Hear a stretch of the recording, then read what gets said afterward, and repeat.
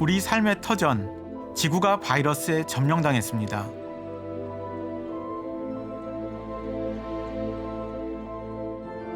코로나19를 팬데믹으로 선언한 지 6개월. 전 세계 확진자는 2,700만 명, 사망자는 90만 명에 이르렀습니다. 좀처럼 꺾일 줄 모르는 코로나19 사태에 여전히 희망을 이야기하긴 어려운 상황입니다. 인류 역사상 처음 겪는 새로운 형태의 바이러스와의 전쟁. 과연 언제쯤 종식될 수 있을까요? 저는 의사이면서 과학자입니다. 카이스트에서 면역학을 연구하고 가르치는 신의철입니다. 코로나19 종식을 앞당기기 위해선 안전한 백신과 치료제를 신속히 개발해야 한다는 데는 이견이 없습니다. 이렇게 모두의 바람대로 백신이 완성되면 이 싸움은 정말 끝이 날까요? 코로나19 백신과 치료제 개발은 현재 어디까지 왔고 또 어떻게 될까요? 지금부터 그 답을 찾아보겠습니다.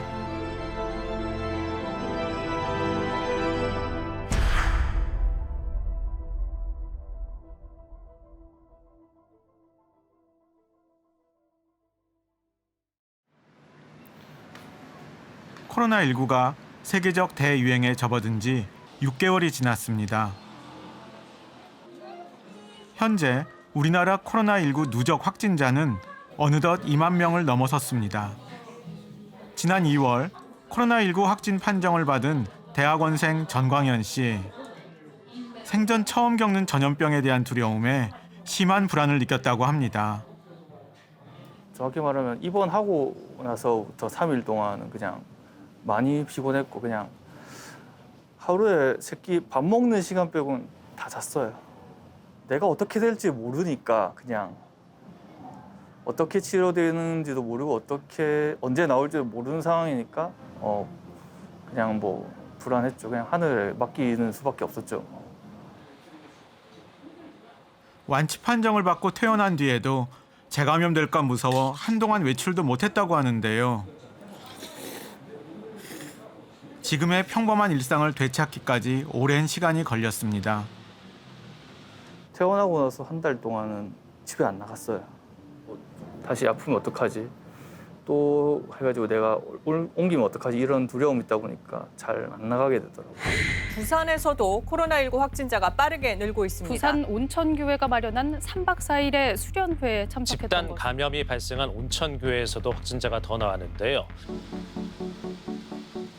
코로나19 확산 초기였던 지난 2월. 광현 씨와 4명의 청년들은 교회 수련회에 참석한 뒤 코로나19에 감염됐습니다. 지금은 모두 완치된 이들에게 코로나19 감염 당시의 증상을 자세히 들을 수 있었습니다. 반갑습니다.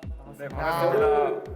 그 카이스트 의과학대학원에서 바이러스 면역학을 연구하는 신의철이라고 합니다. 어떠셨어요? 그러니까 막 증상 같은 게 사람들이 많이 궁금해서 이럴 것 같아요. 일반 감기나 독감들은 우리가 그래도 가끔씩 겪는 거잖아요. 막 그거랑 비한다면 뭐 어떠셨었는지 한번. 예전에 독감 걸려본 적 있는데 그거보다 정확하게 2~3배 정도 더 아팠다라고 경험을 제가 스스로 조금 판단을 하는데 정말 두통, 뭐 전신통이 뭐 정말 온몸이 부셔질 만큼 아팠거든요. 그러면서 그렇게 하면서 기침, 콧물, 가래까지 계속 나오니까 뭐 그런 식으로 뭐 진통제 없이는 솔직히 잠도 못 자고 그런 식으로 한 10여일을 좀 생활을 했었어요. 저는 이제 근육통을 동반한 몸살이 한 2~3일 정도 엄청 심했었고 저는 대신에 특이하게 말할 때마다만 헛기침이 계속 나왔어요. 그게 퇴원하고 나서도 계속 그랬어요. 한 달 정도는. 저는 제가 코로나 걸린 게 이게 진짜 맞나 싶을 정도로 무증상이었거든요. 그래서 처음 입원하기 전에도 입원한 후에도 뭐 열이라거나 아니면 기침, 뭐 가래 아니면 뭐 몸살 그런 게 전혀 없었어요. 입원 중에는 잘 캐치를 못했는데 퇴원을 하고 나서 집에 오고 나서 이제 미각이랑 그다음에 제가 후각이 입원하는 동안 조금 좀 상실? 최근 미국의 한 연구진이 코로나19에 감염됐을 때 나타나는 증상 순서를 밝혀냈는데요. 중국 코로나19 확진자 5만 5천 명을 분석한 결과 발열, 기침, 두통과 근육통, 구토, 설사와 같이 일정한 순서를 따르는 것으로 나타났습니다. 근데 그때가 아마 결혼 준비 이제 막 결혼 준비 막 시작을 할 때쯤에 저희가 이제 확진이 돼서 들어가가지고 저 같은 경우에는 입원 일수가 별로 이렇게 길지가 않아서 이제 괜찮았는데 이제 남편 같은 경우에는 조금 많이 아팠어요. 그리고 일단은 남편이 사람이 살아서 돌아와야지 결혼을 할 수 있으니까 계속 남편이 이제 호전되기만 계속 기도하고 있었어요. 저. 잊혀질 수 없는. 비슷한 시기 코로나19에 감염됐지만 각자가 겪은 증상은 조금씩 다 달랐습니다. 하지만 한 가지 공통점이 있었습니다. 스스로가 조심해야 되는 부분들이 있지만 여기 계신 분들이 혹시 혈장 공유를 하시기로 하신 분이 계신가요? 저희는 다 하기로 했어요. 아니 하기로 서약을 했습니다. 아, 서약을요? 지난 6월 코로나19 치료제 개발을 위해 완치자의 혈장이 필요하다는 뉴스를 접한 뒤 모두 흔쾌히 혈장을 기증하기로 했습니다. 저희가 먼저 아파봤으니까 정말 아프고 두렵고 무섭거든요. 그거를 지금 겪고 있을 분들한테 어떻게든 조금이나마 희망이 내거나 치료제라고 하니까 저희가 그 좋은 일에 주저함 없이 그냥 되게 다가섰던 것 같아요. 이 바이러스에 걸렸다 회복된 사람들의 몸속에는 우리가 모르는 사이 한 가지 흔적이 남습니다. 완치자의 피 속에 들어있는 비밀은 무엇일까요? 좀 더 자세히 알아보겠습니다. 제가 지금 들고 나온 것, 이 모형은요. 여러분들은 하도 요즘에 뉴스에서 많이 보셔서 익숙한 그런 이미지일 텐데요. 지금 코로나 바이러스의 모형을 만들어서 가지고 나왔습니다. 여기 보시면은 전반적으로 이렇게 동그랗게 생겼는데요. 여기에 표면에 삐죽삐죽 튀어나온 것들이 있습니다. 이렇게 빨간색 돌기들이 있죠. 이것들을 우리가 스파이크 단백질이라고 얘기를 합니다.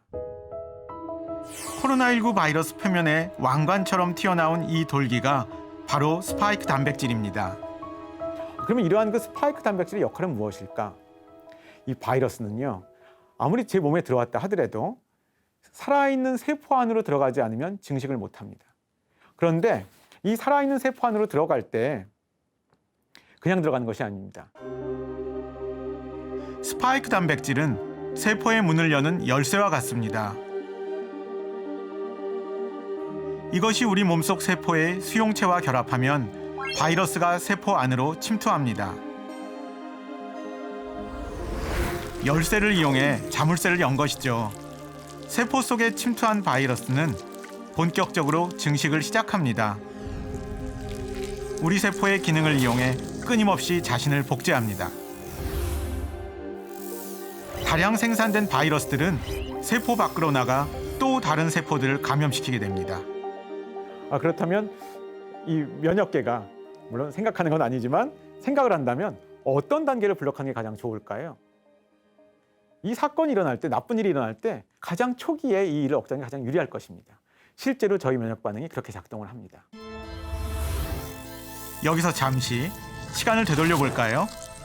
바이러스가 세포 속에 침투하기 직전으로 돌아가 보겠습니다.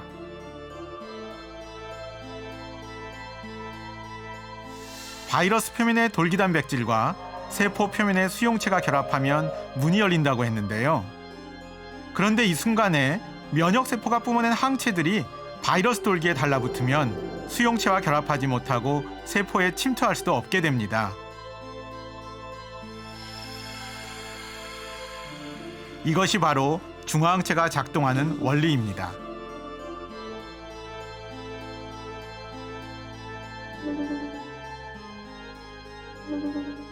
이러한 역할을 하는 항체를 바이러스의 어떤 독성적인 작용을 중화시켜주는 것이다 라고 해서 중화항체라고 저희가 부르고 있는 것입니다. 코로나19 바이러스에 자연적으로 걸렸다가 자연적으로 회복된 분들, 그런 분들은 그 피 속에 중화항체라는 것이 자연스럽게 생겨 있습니다. 그러면 그분의 피를 얻어서, 혈액을 얻어서 거기서 혈장을 분리해서 환자한테 넣어준다면 그 완치자가 가지고 있는 중화항체를 환자한테 치료의 목적으로 넣어주는 그런 개념이 되겠죠. 고려대학교 안산병원에서는 일주일에 한 번 코로나19 완치자의 혈장을 기증받고 있는데요. 허성우 씨는 청주에서 안산까지 올라와 혈장을 기증하고 있습니다. 괜찮으세요? 혹시 불편한 거 없으세요? 네. 일반 헌혈하고 다르게 전혈을 미리 헌혈을 하고요. 혈장만 남기고 다른 성분들은 몸 안으로 다시 들어가요. 그게 혈액이 나왔다 들어왔다 반복되면서 이제 헌혈이 종료되거든요. 완치자의 혈장은 완치 후 14일 이후부터 기증이 가능한데 무상 공여가 원칙입니다.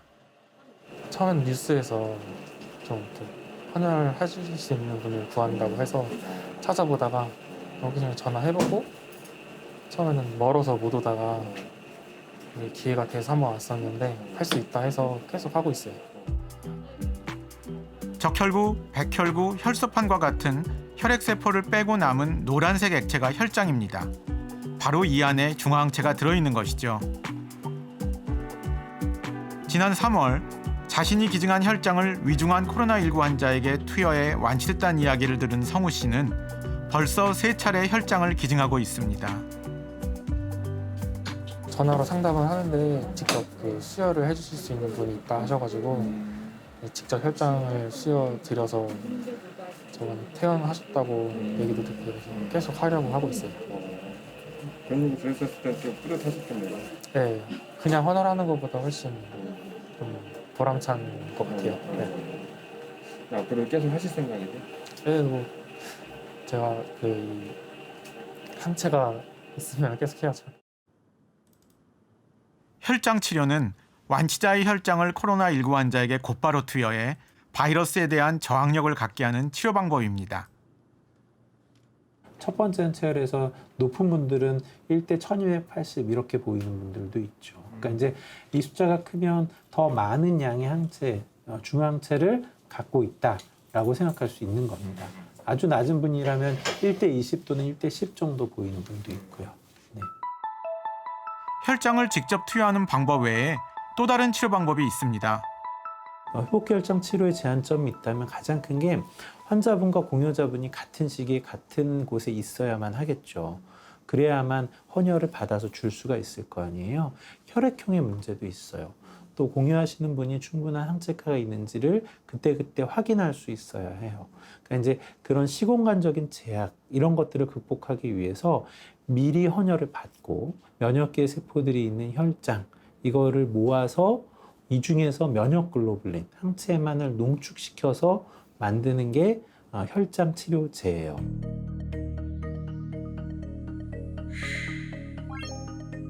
혈장 치료제는 코로나19 완치자의 혈액 속 혈장에 들어있는 코로나19 항체를 추출, 농축해 만드는 의약품입니다.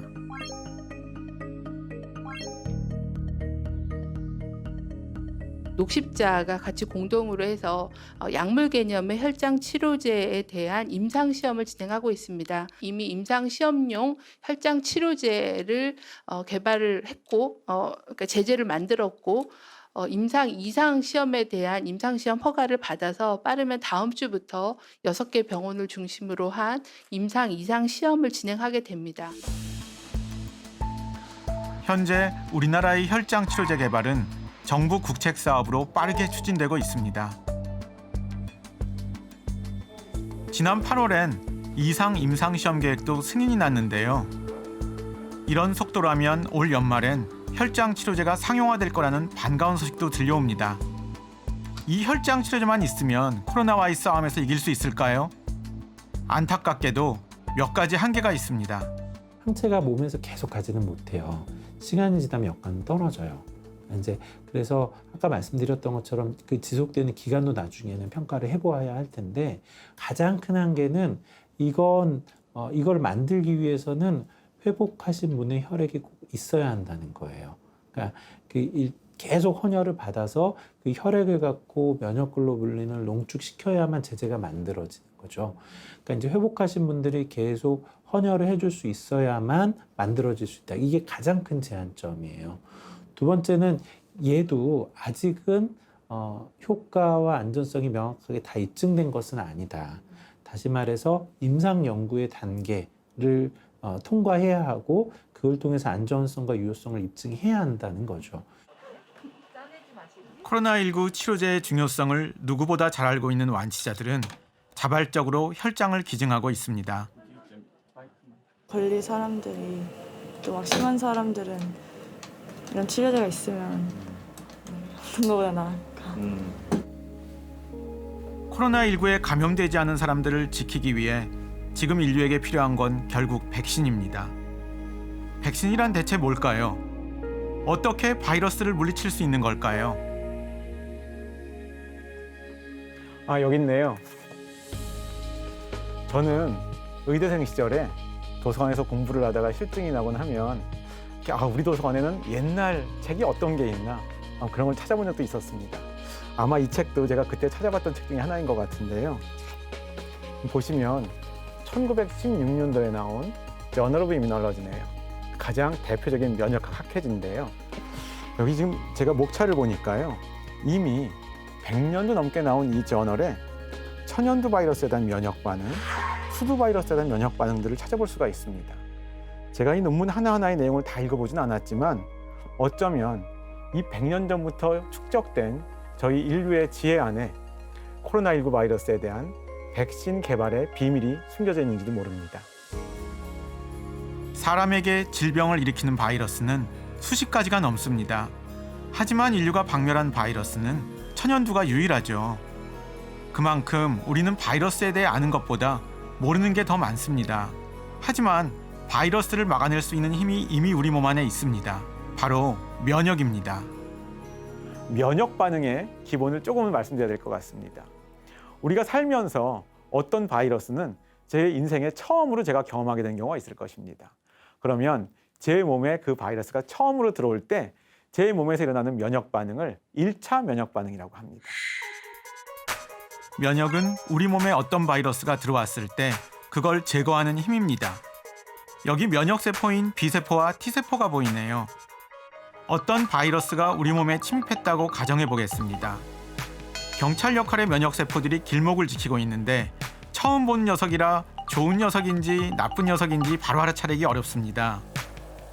그만 바이러스를 순순히 보내주고 맙니다.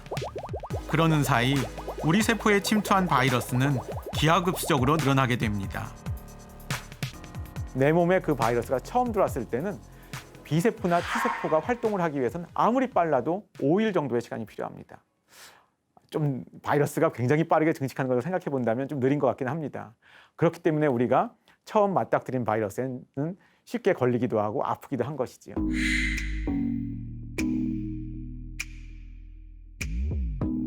나쁜 침입자라는 사실을 알게 된 면역세포 경찰들이 뒤늦게 출동합니다. B세포는 항체들을 쏟아내서 바이러스가 세포에 들어가지 못하도록 막아냅니다. 또 다른 면역세포인 T세포는 이미 바이러스에 감염된 세포만을 골라서 처치합니다. 첫 만남은 아주 힘든 싸움이었죠. 그런데 그 1차 면역 반응을 통해서 자연적으로 제가 완치가 된 다음에 몇 년 후에 똑같은 바이러스가 제 몸에 또 들어올 수가 있습니다.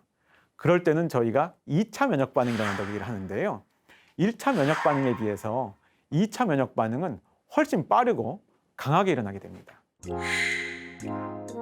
이제 우리 몸의 면역세포들은 침입자인 몽타주를 정확하게 기억하고 있습니다. 바이러스를 발견하자마자 즉각적으로 활동을 시작합니다. 한 번 봤던 바이러스니 보자마자 체포할 수 있는 건데요. 이 과정이 면역입니다. 바로 경험과 기억이죠. 백신을 가장 쉬운 말로 한마디로 얘기한다면 결국은 우리가 가짜 감염을 통해서 1차 면역 반응을 미리 일어나게 하는 것이다. 그래서 진짜 감염이 왔을 때 재빠르고 강한 면역 반응을 유도하는 것이다. 라고 말씀드릴 수가 있겠습니다. 우리가 흔히 맞는 예방접종이 바로 백신입니다. 바이러스의 특정 단백질을 우리 몸 안에 투입해 미리 경험하고 기억하게 하는 것이죠. 백신을 맞으면 우리 몸의 면역 체계가 활성화되는데요. 훗날 바이러스가 침투했을 때 빠르게 대처할 수 있게 해줍니다. 여러분들 지금도 아이들이 태어나면 저희가 기본적으로 맞추는 백신들이 굉장히 많이 있습니다. 그 중에 옛날에는 소아마비 바이러스라고 불렸던 폴리오 바이러스가 있습니다. 그리고 아이들 그 예방 접종표를 보면은 MMR 백신이라는 게 있습니다. 그거는 홍역, 풍진, 볼거리라는 세 가지 바이러스 질환을 예방하는 세 가지를 섞어놓은 백신입니다. 그러면 이러한 백신을 인류가 개발해서 성공적으로 아이들한테 접종하기 이전과 이후에 얼마나 이러한 질병들이 감소했는지를 보여드리는 그래프가 여기 나와 있습니다. 지금 보시면 왼쪽에는 폴리오 바이러스의 그 발병률이 나와 있고요. 그 옆에는 MMR 세 가지 바이러스의 그 발생률이 나와 있는데요. 이거는 미국의 통계이긴 합니다. 그래서 1950년대, 60년대, 70년대, 80년대를 거치면서 그 이전에는 저렇게 많았다가 백신을 개발해서 점점 많은 아이들을 예방접종 사업으로 맞추기 시작하면서 지금 보면 거의 질병이 거의 남아있지 않습니다. 우리가 백신이 얼마나 중요하고 인류의 건강에 얼마나 중요한 역할을 해왔는지를 알 수가 있습니다. 코로나19를 팬데믹으로 선언한 지 180여일. 현재 전 세계 코로나19 확진자 수는 2,700만 명, 사망자는 90만 명에 달합니다. 결국 인류의 대다수의 사람들이 아직은 감염이 되지 않은 이 현실을 생각해 볼 때 이렇게 아직 걸리지도 않은 사람들을 예방할 수 있게 해주는 백신의 개발이 결국 이러한 코로나19 팬데믹을 종식시키는데 현실적으로 가장 중요한 목표가 아닐까 하는 것이 저의 생각입니다. 이제 우리가 가장 궁금해하는 것, 코로나19 바이러스에 대한 백신이 개발되고 있는 최전선으로 가보겠습니다. 지금 우리가 맞는 백신들은 모두 동일한 개발 과정을 거쳤는데요. 인체를 대상으로 임상시험을 시작하기 전 반드시 거쳐야 하는 동물 실험도 그중 하나입니다.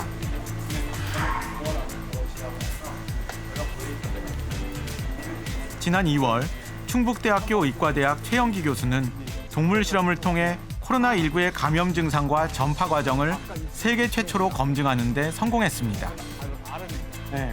그것도 괜찮은 방법이에요. 처음에 우리나라에서 발생하지 않았기 때문에 우리나라에 올 거라는 생각은 안 했어요. 이번 코로나19 바이러스가? 네. 옛날에 사스처럼 없어질 거라고 생각을 했고 국내에 처음 발견됐을 때 그래서 제가 중국에 있는 제 과학자 친구들한테 전화를 해봤습니다. 그랬더니 이 바이러스가 어떤 동물에서 해야 되니 했더니 자기들도 모르겠다는 거예요. 자기가 모든 동물을 다 해봤는데 감염이 안 되는데 도대체 어떤 동물이 되는지를 몰라서 자기들도 이 바이러스의 병원성이나 이런 것을 확인을 못하겠다는 그런 연락을 받았어요. 그게 한 몇 월쯤의 얘기인가요? 그게 1월 말이었던 것 같아요. 그래서 제가 2월 초에 바이러스를 분리를 하고 저희가 가지고 있는 실험 동물들을 쭉 스크리닝을 했는데 다행히도 저희가 가지고 있었던 페럿이 감염이 된다는 거예요. 마우스도 다 안 되는데. 최영기 교수는 족제비의 일종인 페럿을 이용해 동물 실험 모델을 구축했습니다. 코로나19 바이러스를 페럿에게 주입해 감염 및 전파 과정을 살펴본 결과 코로나19에 감염된 페럿과 직접 접촉한 경우에는 전원 감염, 직접적으로 접촉하지 않은 경우에도 호흡기를 통해 감염될 수 있다는 것도 알아냈습니다.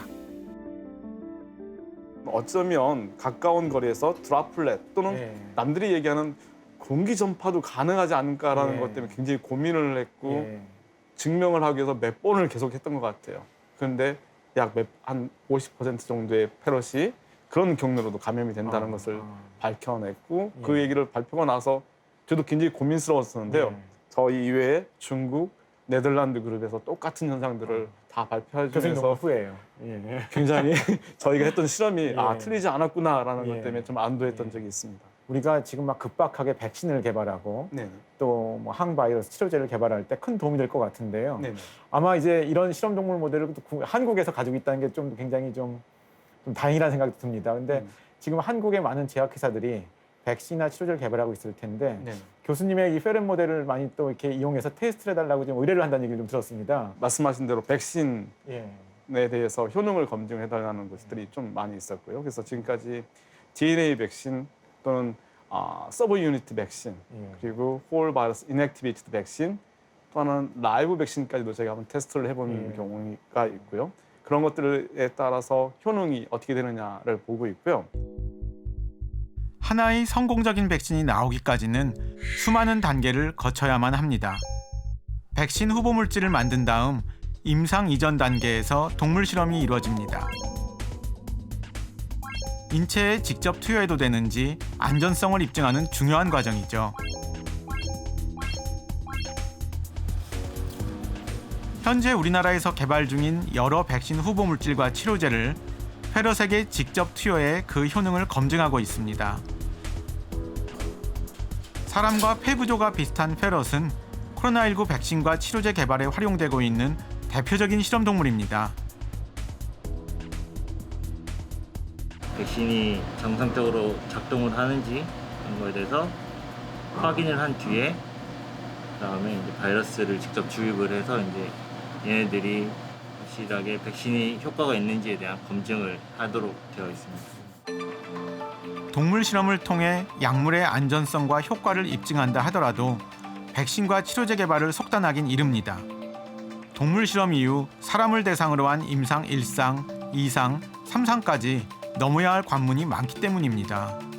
이런 약제를 그냥 사람한테 곧바로 투여할 수 없기 때문에 최소한의 동물을 가지고 최소한의 효능을 볼 수 있게끔 그들에서 효능을 통해서 사람한테 가장 안전한 방법으로 가기 위해서라고 그 생각을 하고 있고, 그렇기 때문에 실험을 하기 전에 항상 고민을 하고 가장 정확하고 적은 수를 가지고 최대의 효능을 나타낼 수 있는 실험을 하려고 노력을 하고 있습니다. 요즘에 점점 동물을 가능한 실험에 사용하지 말고 맞습니다. 시험관 내에서 이렇게 이제 살아있는 동물 필요 없이 하자고는 많은 얘기는 되고 있지만 또 거기서는 정확한 안전성과 효능이 완전히 담보되지 못하기 때문에 그렇죠. 살아있는 개체가 아니기 때문에 최소한의 살아있는 동물을 좀 최소한으로라도 쓸 수밖에 없는 또 그런 한계도 있다. 동물 실험에서 긍정적인 결과가 나오면 이제 사람에게 직접 시험해 볼 수 있습니다. 현재 이곳에서는 코로나 백신 임상 시험이 진행되고 있습니다.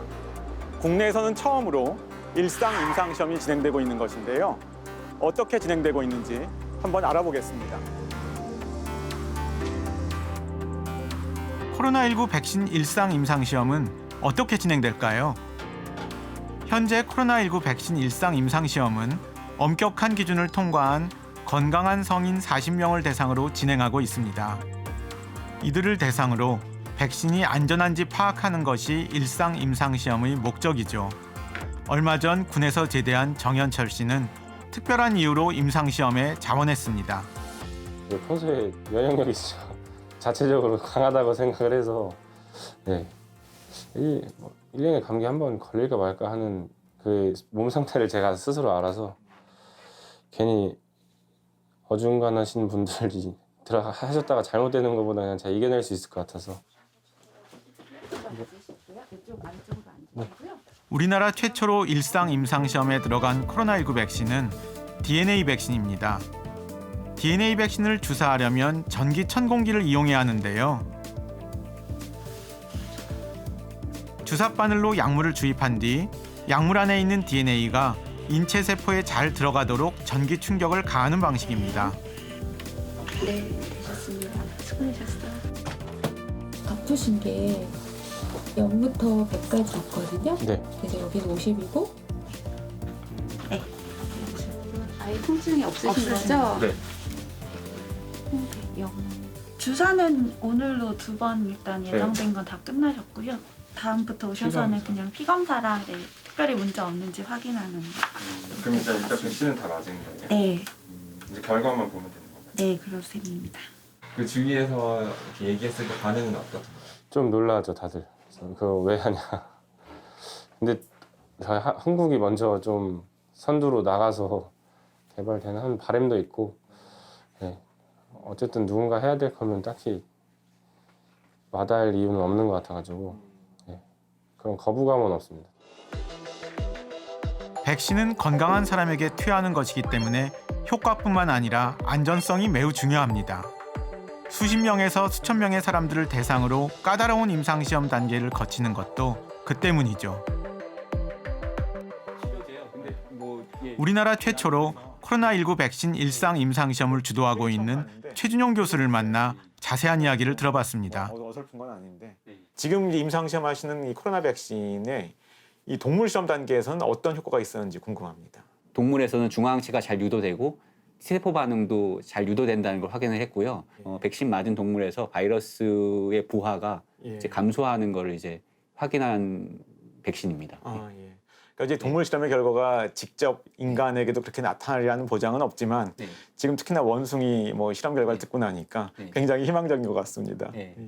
그럼 현재 지금 하고 계신 임상 연구는 일상 단계라고 볼 수 있겠죠? 네, 지금 요번에 저희 하는 거는 1상 플러스 2상을 식약처 승인을 얻었고요. 그래서 1상을 하면서 동시에 2상으로 바로 넘어갈 수 있도록 그렇게 지금 설계가 돼 있습니다. 아무래도 이 상황이 좀 이제 급박하다 보니까 좀 더 이제 빠르게 하는 이제 개발할 수 있는 그런 이제 선택을 한 것 같습니다. 지금 어떤 그 스케줄상 그래도 대충 예상하시는 이 국내에서 지금 1호로 가고 있는 백신이 3상까지 끝나게 되는 그런 것들은 대충 언제쯤이라고 생각을 해야 될까요? 그래서 2상을 예를 들어 올해 12월 안에 뭐 가능하면 뭐 어느 정도 단기 결과를 확인을 하고 3상을 내년 초에 진입을 해서 내년 상반기 안에 3상 임상시험 결과를 어느 정도 얻을 수 있도록 그렇게 하려고 목표하고 있습니다. 평소에 백신 임상시험이랑 비교해 본다면 이게 얼마나 빠른다고 우리가 느껴야 되는 건가요? 뭐 제가 알기로는 평소에 백신 하나 개발하는데 이제 전임상 거치고 난 이후에도 한 10년 정도, 10년, 11년 정도 걸린다고 알고 있거든요. 그거를 뭐 1, 2년 안으로 단축시켜서 지금 하고 있는 거니까 뭐 예전 같으면은 사실 상상도 못하던 그런 속도로 진행이 되고 있는 것 같습니다. 지금 수십 개의 백신 후보 물질이 임상시험에서 평가를 받으며 서로 경쟁을 하고 있습니다. 결국 핵심은 누가 안전하면서도 예방 효능이 뛰어난 백신을 신속히 개발하냐 하는 것일 텐데요. 우리가 생각하는 것보다 훨씬 다양한 방법으로 이런 백신 개발들이 이루어지고 있습니다. 코로나19 백신을 만드는 데 가장 중요한 것은 바이러스 표면에 나 있는 돌기, 스파이크 단백질입니다. 우리 몸의 면역세포가 이 빨간 돌기를 확인하면 항체를 만들어낼 수 있습니다. 한마디로 백신은 이 빨간 돌기를 우리 몸에 미리 넣어주는 겁니다. 여러 가지 방식이 있습니다. 바이러스를 포르말린 같은 화학약품으로 죽이고 그 시체만 넣어주는 방식입니다. 사백신 또는 불활성화 백신이라고도 하는데요. 바이러스 독성을 없앴기 때문에 안전하지만 돌기 단백질이 변형될 수 있는 단점이 있습니다. 돌기가 중요한 것이니 돌기만 만들어서 넣어주면 어떨까요? 실제로 이렇게 만드는 백신도 있습니다. 제조합 단백질 백신이라고 하는데 인공적으로 만들기 때문에 상대적으로 안전하지만 면역 활성화 효과, 특히 T세포 활성화 효과는 떨어질 수도 있습니다. 이건 뭘까요? 코로나 바이러스 돌기를 만들어내는 설계도, 유전자입니다. 이 설계도를 사람의 몸속에 넣어주기만 하면 우리 몸 안에서 설계도에 따라 돌기 단백질이 만들어집니다. DNA, RNA 백신이 이런 유전자 백신입니다.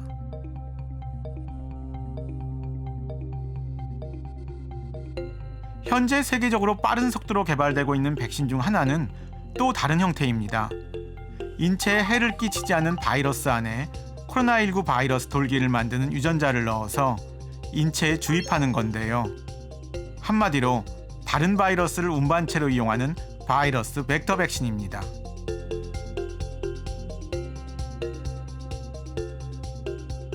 우리가 머지않아 만나게 될 백신은 이 중에 과연 어떤 백신일까요?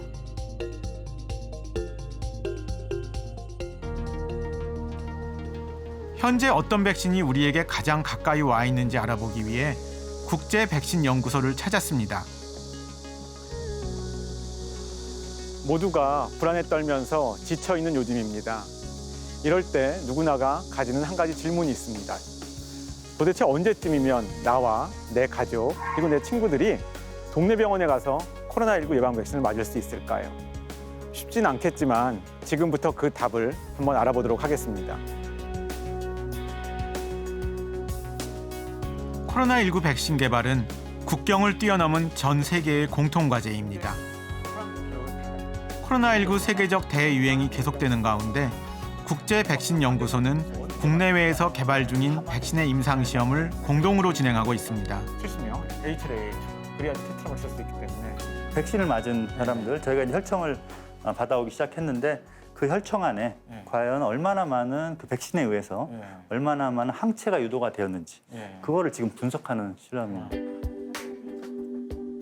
얼마 전 일상 임상시험에 돌입한 미국의 한 제약사와 협약을 맺고 국내 임상시험을 주도했는데요. 벌써 그 결과가 나오고 있습니다. 전례가 없을 정도로 빠르고 많은 백신이 진행 중입니다. 그래서 지금 제가 알기로 전임상만 해도 수백 개가 진행 중인데 임상 3상이 지금 코로나 나온 지 이제 7, 800개 안 됐는데도 벌써 6개가 진행 중입니다. 그리고 임상에 들어가 있는 게 약 30개 정도 되고요. 저희가 볼 때도 아마 백신이 60% 이상 되면 그 효능이라는 것은 60%에 그치는 게 아니고 이런 전파를 막을 수 있기 때문에 80% 이상 그 감염을 전부 다 막을 수 있기 때문에 아마 백신을 통한 매스 백시네이션 전략이 지금 현재 이걸 종식시킬 수 있는 가장 좋은 전략이 아닐까 이렇게 지금 기대를 하고 있습니다. 세계로 눈을 돌리면 백신 개발 경쟁은 더욱 치열합니다. 코로나19가 전 세계로 확산된 지 6개월이 지난 지금 백신 개발 최종 단계인 3상 임상시험에 돌입한 백신은 7개나 됩니다. 在中国呢，已经支持了5个这个线路的一个研究，包括这个腺病毒这个疫苗，也包括灭活疫苗，包括这个核酸疫苗等等。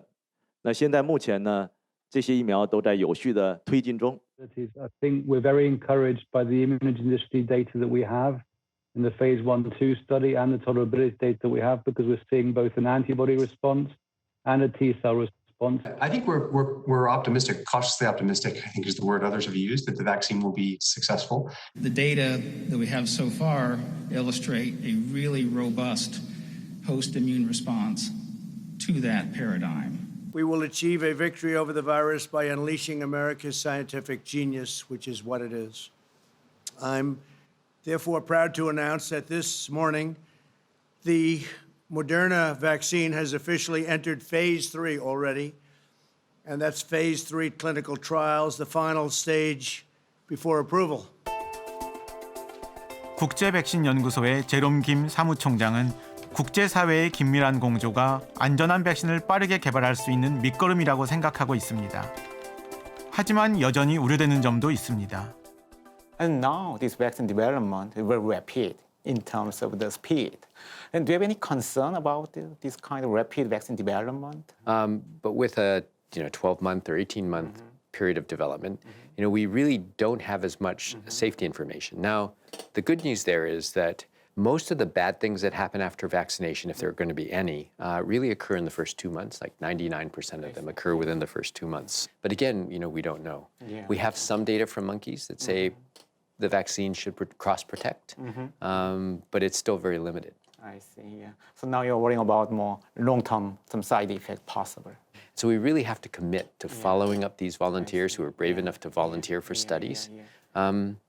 And then everyone who receives the vaccine, we have to make absolutely sure that the normal systems that we put into place to monitor vaccine safety over the long term are reinforced. So let me ask my final question, a very difficult question to answer, but when the vaccine will be available? The future is very difficult to predict, but in general. So if everything goes according to plan, and it doesn't always, we should have an answer on whether a vaccine protects against infection and is safe over the short to medium term by the end of this year or the beginning of next year, so January, February. Yeah, thank you. So it was very informative conversation, and thank you for your time. Thank you. It was great to speak to you. Yeah, see you again. 현재 코로나19 팬데믹 상황에서 각국에서는 이러한 긴 과정을 짧게 압축해서 신속히 백신을 개발하려고 노력을 하고 있습니다. 하지만 이렇게 어려운 과정을 통해서 3상 임상시험을 통과시킨 백신을 개발한다고 하더라도 또 다른 문제가 남아 있습니다. 서울에서는 환자 수를 집계하기 시작한 뒤 가장 많은 확진자가 나왔습니다. 수도권 외 지역에서도 크고 작은 집단 감염 사례가 새롭게 발생하고 있습니다. 지난 2월과 3월 대구 신천지 집단 감염 이후 최대치입니다. 일상을 포기한다는 각오로 생활 방역에 철저를 기해 주시길 부탁드립니다.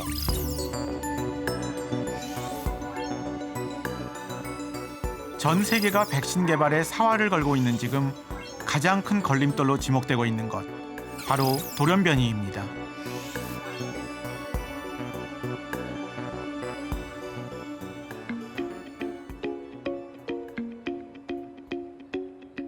한국화학연구원 신종바이러스융합연구단의 박대희 박사는 코로나19 바이러스의 염기 서열을 분석하고 있습니다. 지난 1월부터 최근까지 확진자의 코로나19 바이러스 RNA를 추출해 변이가 어떻게 일어나는지 관찰하고 있는데요. 검체나 위험성이 있기 때문에 이렇게 보호복을 입고 이중 안전장치를 하고 지금 들어가서 작업을 하게 되겠습니다. 코로나19는 RNA 바이러스로 다양한 변이를 만들어내는 것이 특징입니다. 지난 6개월 동안 최소 6차례 주요한 유전자 변이를 일으킨 것으로 알려져 있는데요. 최근 국내에서 보고되는 코로나19의 유형에도 변화가 생겼다고 합니다. 이 스파이크 세 가지, 빨간색, 파란색, 초록색의 세 가지 덩어리가 하나로 만들어져서 이것이 이제 그 사람 세포로 이제 들어오게 되는데, 여기 보시는 이 회색구 형태의 이 부위에 지금 변이가 생긴 겁니다.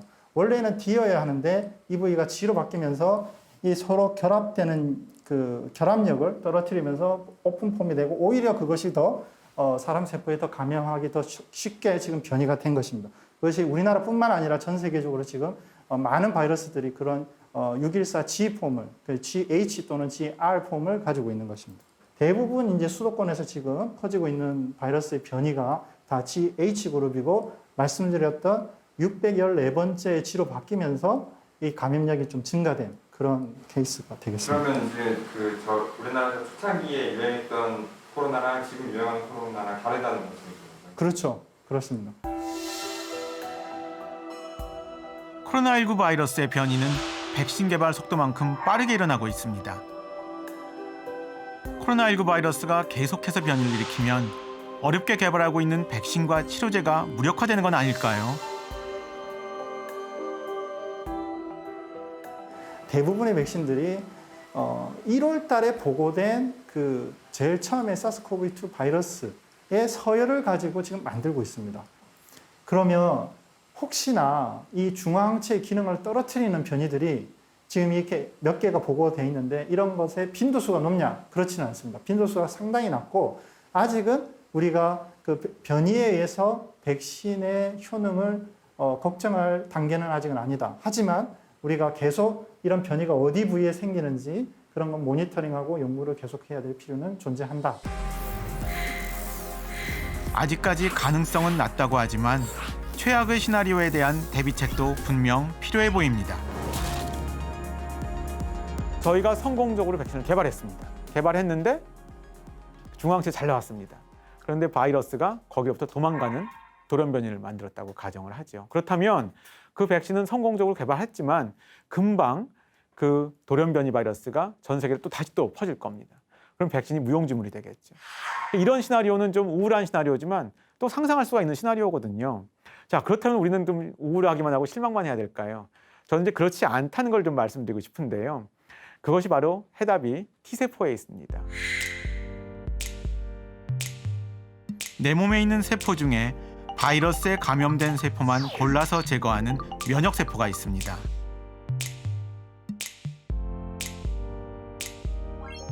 바로 킬러, 살해세포로 불리는 T세포인데요. T세포는 독소를 내뿜어 감염된 세포를 처치합니다. 그러면 감염 자체를 막을 순 없지만 가볍게 병을 앓고 넘어갈 수가 있죠. T세포가 자신이 공격해야 할 세포를 파괴하는 실제 영상입니다. 이렇게 T세포는 바이러스에 감염된 세포나 암세포를 골라서 제거합니다. 그런데 지금 백신 개발을 할 때 뉴스를 보시면은요, 중화항체 얘기는 많이 나오는데 T세포 얘기는 많이 안 나옵니다. 사실 백신을 놓으면은요, 둘 다 유발이 되긴 합니다. 그런데 왜 중화항체만 강조가 되냐 하면은요, 지금 저희가 인류가 성공적으로 개발해서 이용하는 모든 백신들은 다 기본적으로는 중화항체를 생기게 해서 작동하는 것이 그 중요한 기본 원리입니다. 하지만 이러한 그 코로나19 바이러스 상황에서는 우리가 만약에 백신을 개발해서 중화항체를 만들었는데 그것으로부터 바이러스가 돌연변이를 일으킨다 하더라도 T세포, 기억세포가 만들어져서 굉장히 재빨리 면역 반응을 해줄 수 있다면 그 효과는 전무한 것은 아니다.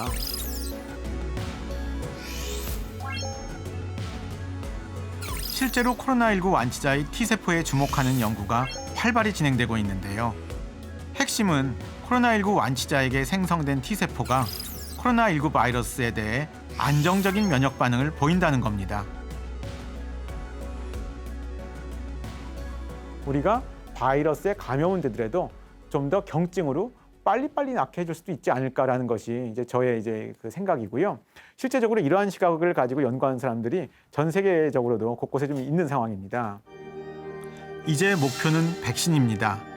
하지만 백신이 개발될 때까지 우리는 코로나19와 함께 살아갈 수밖에 없습니다. 다시 원래의 지구를 되찾을 때까지 말이죠. 이렇게 말씀을 드리고 나서 보니까 백신이라는 그 문제는 나 개인의 선택의 문제인 것 같기도 합니다만 사실은 이건 서로 얽혀있는 공공의 문제이기도 한 것입니다. 결국은 마스크와 백신은 개념은 좀 다릅니다만 결국 유사하게 나의 보호이기도 하지만 우리 전체의 보호이기도 한 어떤 그런 재료가 아닌가, 수단이 아닌가 그런 생각을 하게 됩니다. 코로나19 팬데믹이 시작된 지 6개월이 넘었습니다. 그동안 고비도 많았지만 저희 모두 잘 견디고 버텨왔다고 생각합니다. 이러한 코로나19 팬데믹의 종식을 위해서는 성공적인 백신 개발이 중요한 전환점이 될 것입니다. 그리고 가까운 시일 내에 백신을 성공적으로 개발할 수 있을 것이라고 생각합니다. 그 순간까지 우리가 방역에 협조를 하고 마스크를 쓰고 사회적 거리 두기를 일상생활에서 실천한다면 저희는 시간을 벌 수 있다고 생각합니다. 백신을 성공적으로 개발하는 순간까지 시간을 버는 것이죠. 이렇게 하다 보면 가까운 시일 내에 우리가 코로나19 바이러스의 유행으로부터 자유로워지는 순간이 곧 올 거라고 생각합니다.